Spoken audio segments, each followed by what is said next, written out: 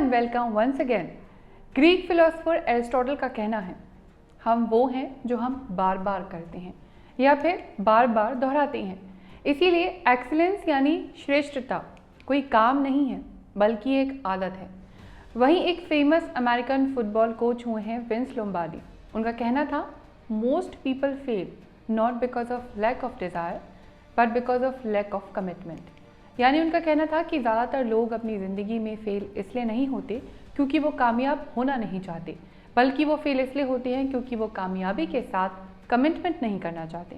हम आज इन बातों का जिक्र इसलिए कर रहे हैं क्योंकि जर्नलिज्म को अगर डिफ़ाइन करना हो तो करेज, कमिटमेंट, एक्सीलेंस, फेयरनेस, ट्रांसपेरेंसी जैसे लफ्ज़ों से हम इस प्रोफेशन को डिफ़ाइन कर सकते हैं। और जर्नलिज्म की फील्ड में करेज और कमिटमेंट दिखाने वाले जर्नलिस्ट के आउटस्टैंडिंग वर्क को दुनिया भर के देश अपने अपने तरीके से ऑनर करते हैं। इसीलिए आज हम बात करेंगे जर्नलिज्म की फील्ड में दिए जाने वाले इंटरनेशनल अवार्ड्स के बारे में। लेकिन आपसे रिक्वेस्ट है कि प्रीवियस एपिसोड ज़रूर देख लें जिसमें हमने इंडिया के जर्नलिज्म अवार्ड के बारे में बात की है। और अगर आप ये एपिसोड देख चुके हैं तो बिना वक्त ज़ाया किए शुरू करते हैं आज का एपिसोड। पुलित्ज़र प्राइज जर्नलिज्म की फील्ड में दिया जाने वाला एक प्रेस्टिजियस अवार्ड है। अमेरिका की कोलंबिया यूनिवर्सिटी हर साल जर्नलिज्म की फील्ड में आउटस्टैंडिंग वर्क के लिए दुनिया भर के जर्नलिस्ट को इस अवार्ड के लिए चुनती है। Originally the Pulitzer prize are made in categories related to journalism, specifically in the fields of reporting, writing and photography. Over the years, additional categories were added to encompass other forms of creative expression. यानी initially ये award reporting, writing और photography के लिए दिया जाता था, लेकिन वक्त के साथ इसकी कैटेगरीज को अपडेट किया गया और इसमें investigative reporting, breaking news, photography, explanatory reporting, इस तरह के दूसरे क्रिएटिव एक्सप्रेशंस को भी जोड़ा गया। इस अवार्ड की शुरुआत हुई थी 1917 में कोलंबिया यूनिवर्सिटी से। अब सवाल ये कि इस अवार्ड का नाम रखा कैसे गया। इस अवार्ड का नाम रखा गया जोसेफ पुलित्ज़र के नाम पर। Joseph Pulitzer Hungarian American politician और न्यूज़पेपर पब्लिशर थे। उन्होंने सेंट लुइस पोस्ट डिस्पैच और न्यूयॉर्क वर्ल्ड न्यूज़पेपर को पब्लिश किया था। Pulitzer Columbia school of journalism के फाउंडर भी थे। उन्होंने ही कोलंबिया यूनिवर्सिटी को डोनेशन देकर स्कूल ऑफ जर्नलिज्म स्टैब्लिश किया था। एक और चीज़ जिसकी शुरुआत भी पुलित्ज़र ने ही की थी वो था yellow journalism. Yellow journalism and yellow press are American terms is a style of reporting that emphasized sensationalism over facts. यानी येलो जर्नलिज्म और येलो प्रेस का मतलब रिपोर्टिंग का वो स्टाइल जो फैक्ट्स से ज़्यादा सेंसेशनलिज्म पर फोकस करता है। अब येलो जर्नलिज्म का ये ट्रेंड तब शुरू हुआ जब पुलित्ज़र के राइवल विलियम रैंडोल्फ हर्ट्ज़ ने न्यूज़पेपर मार्केट को डोमिनेट करने की अपनी कोशिशें तेज़ कर दी। दरअसल विलियम रैंडोल्फ हर्ट्ज़ एक अमेरिकन बिजनेसमैन, पॉलिटिशियन और न्यूज़पेपर पब्लिशर थे and he is known for developing America's largest newspaper chain and media company.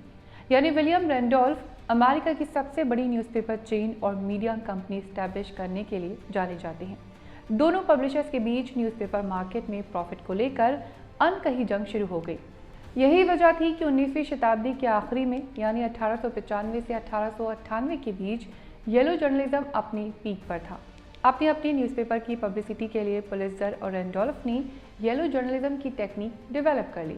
News और फैक्ट से ज़्यादा दोनों पब्लिशर्स ने सेंसेशनलिज्म, सेक्स, क्राइम और ग्राफिक हॉरर के ज़रिए रीडर्स की अटेंशन अपनी तरफ खींचने की कोशिश की। इसका फ़ायदा भी हुआ, न्यूज़पेपर कॉपीज़ मिलियंस में खरीदी जाने लगी और इस वाइड न्यूज़पेपर सर्कुलेशन ने एडवर्टाइजिंग रेवेन्यू का रास्ता भी खोल दिया और अब न्यूज़पेपर में गॉसिप्स, एंटरटेनमेंट और एडवर्टाइजिंग के जरिए भी रीडर्स को अट्रैक्ट किया जाने लगा। जोसेफ पुलित्ज़र और विलियम रैंडोल्फ हर्ट्ज़ ने न्यूज़पेपर मार्केट को कंट्रोल करने के लिए येलो जर्नलिज्म की जो टेक्निक्स उस वक्त शुरू की थी वो आज भी एग्जिस्ट कर रही हैं। पुलित्ज़र प्राइज से जुड़ा एक इम्पॉर्टेंट फैक्ट ये है कि अवार्ड 23 कैटेगरी में दिया जाता है। 22 कैटेगरीज में हर विनर को सर्टिफिकेट और $15,000 कैश दिया जाता है, जबकि जर्नलिज्म के लिए पब्लिक सर्विस कैटेगरी के विनर को गोल्ड मेडल दिया जाता है।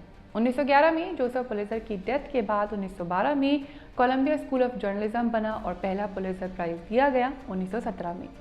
इंडिया के कई जर्नलिस्ट को पुलित्जर प्राइज मिल चुका है। अगर आप चाहती हैं कि पुलित्जर प्राइज विनर्स के ऊपर हम एक डिटेल वीडियो बनाएं तो आप हमें कमेंट बॉक्स में लिखकर बता सकते हैं।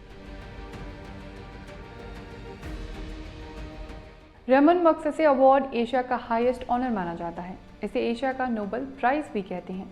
इस अवार्ड का नाम रखा गया फिलीपींस के प्रेसिडेंट रेमन डेल फेरो मैग्सेसे के नाम पर। रेमन डेल फेरो मैग्सेसे ने 1953 से लेकर 1957 तक फिलीपींस के 7वें प्रेसिडेंट के तौर पर काम किया। मैग्सेसे अपने वक्त में दुनिया के टॉप लीडर्स में गिने जाते थे। उन्होंने अपने करियर की शुरुआत एक ऑटोमोबाइल इंजीनियर के तौर पर की। इसके बाद उन्होंने वर्ल्ड वॉर सेकेंड के दौरान फिलीपींस की आर्मी में काम किया। यहाँ उन्होंने अपने काम से अपने सीनियर्स को और फिलीपींस की गवर्नमेंट को काफ़ी इम्प्रेस किया। इसके बाद उन्हें मिलिट्री गवर्नर भी बनाया गया। एडमिरेशन, रिस्पेक्ट, जनता के लिए उनका प्यार, ईमानदारी और एकता, इन थॉट्स को साथ लेकर चलने वाले मैग्सेसे की पॉपुलैरिटी फिलीपींस की पॉलिटिक्स में लगातार बढ़ती गई और सेकेंड वर्ल्ड वॉर के बाद 1953 में उन्हें फिलीपींस का प्रेसिडेंट चुना गया। मैग्सेसे का कहना था, Guns alone are not the answer. We must provide hope for young people for better housing, clothing and food. And if we do, the radicals will wither away. यानी सिर्फ बंदूकें या वायलेंस किसी भी चीज़ का जवाब नहीं है, ये किसी प्रॉब्लम का सॉल्यूशन नहीं है। हमें अपनी यंग जनरेशन की घर, कपड़ा और मकान और खाने पीने की बेसिक ज़रूरतों को पूरा करना होगा। अगर हम ये करते हैं तो कट्टरपंथी विचारधारा खुद ब खुद खत्म हो जाएगी। इसीलिए उन्होंने फिलीपींस के लोगों की फंडामेंटल नीड्स को पूरा करने पर जोर दिया। उनकी सोच ने उन्हें फिलीपींस ही नहीं बल्कि दुनिया के टॉप लीडर्स की लिस्ट में शामिल कर दिया। 17 मार्च 1997 को एक एयर क्रैश में अचानक मैग्सेसे की मौत हो गई। उनके विचारों को जिंदा रखने के लिए 1997 में ही फिलीपींस में मैग्सेसे अवार्ड की शुरुआत की गई और पहला अवार्ड दिया गया 1998 में। एक और इम्पॉर्टेंट फैक्ट ये कि ये अवार्ड हर साल 31 अगस्त को दिया जाता है क्योंकि इसी दिन 1907 में रेमन मैग्सेसे का जन्म हुआ था।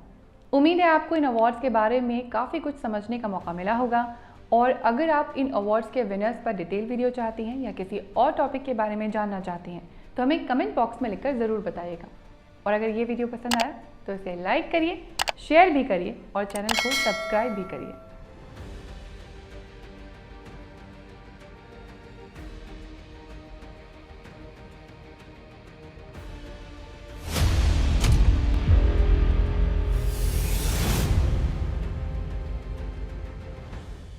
अगर आप जर्नलिज्म और मास कम्युनिकेशन का कोर्स कर रही हैं या इस सब्जेक्ट से जुड़े किसी भी एंट्रेंस एग्जाम की तैयारी कर रही हैं या फिर आप जर्नलिज्म और मास कम्युनिकेशन के बारे में जानकारी चाहते हैं या फिर आपको भी किताबों के पन्ने पलटते ही नींद आ जाती है, आपके साथ भी एग्जाम से पहले लास्ट नाइट फुल फाइट वाली बात होती है, तो यकीन मानिए आपको इन वीडियोज़ के जरिए काफ़ी हेल्प मिल सकती है।